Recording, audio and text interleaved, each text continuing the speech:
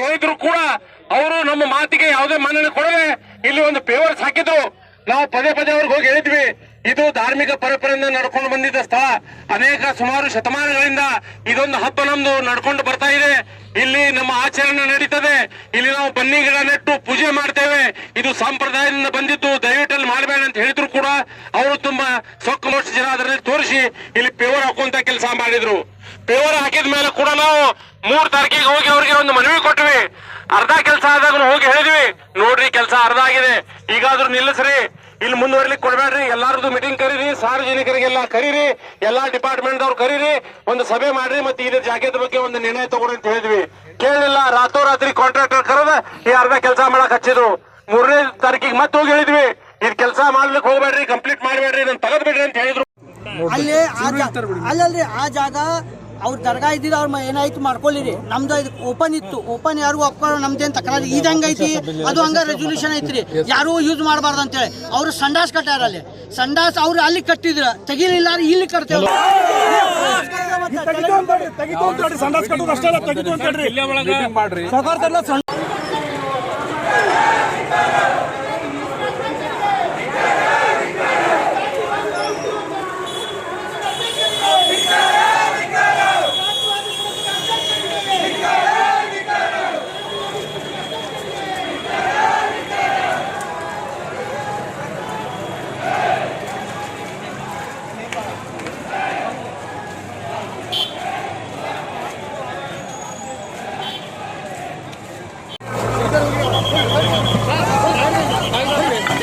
ಗಾಡಿ ಬರ್ತೀವಿ, ಹೋಗ್ರಿ, ಹೆಚ್ಚು ಕಡಿಮೆ ಏನಾರ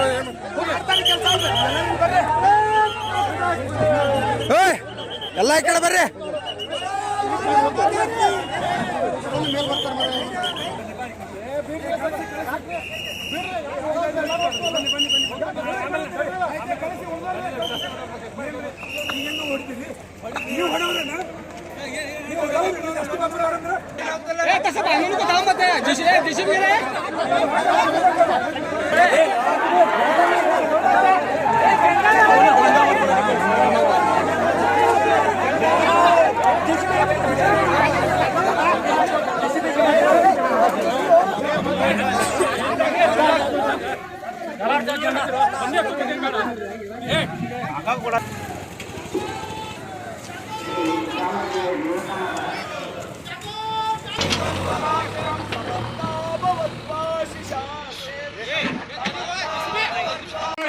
ಸೊಕ್ಕುಮುರಿ ಕೆಲಸ ಆಗಿದೆ.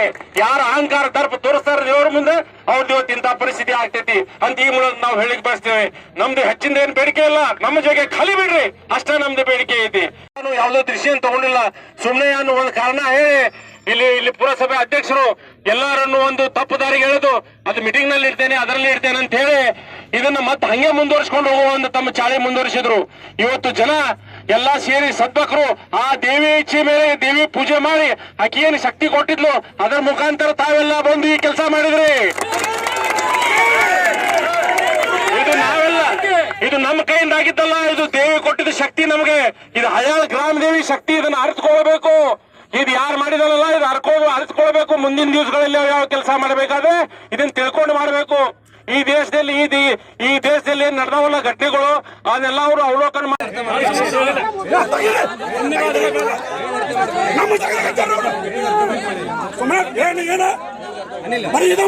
ಬರೀ ಹಿಂದೂಗಳು ಕೊಲೆ ಮಾಡಿರಿ.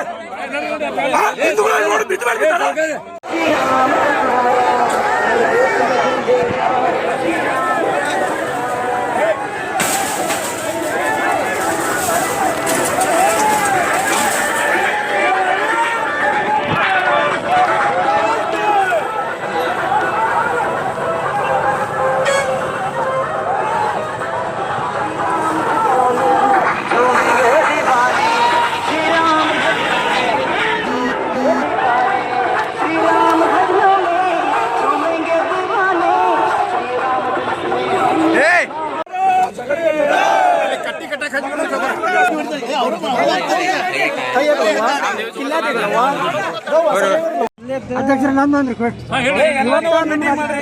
ಅಷ್ಟು ವರ್ಷದಿಂದ ನಡೆದೈತಿ ಗೊತ್ತಿಲ್ಲ, 200 ವರ್ಷ ಗೊತ್ತಿಲ್ಲ, 500 ವರ್ಷ ಗೊತ್ತಿಲ್ಲ. ಮುನ್ಸಿಪಾಲಿಟಿ ಗವರ್ಮೆಂಟ್ ಬಂದ್ 100-200 ವರ್ಷ ಆಗಿರ್ಬೇಕು. ಪರಂಪರೆ ಬಂದ್ 5,000 ವರ್ಷ ಆತ. ಅದನ್ನ ಯಾರು ಹುಡ್ಕಾಡವ್ರು? ನೀವು ನಿಮ್ ಕಡೆ ಐತಿ ರೆಕಾರ್ಡ್, ನಮ್ ಕಡೆ ಐತಿ. ಅದೆಲ್ಲ ಬೇಡ. ಏನ್ ಪರಂಪರೆ ಹೇಳ್ದಿ ಕೇಳ್ರಿ.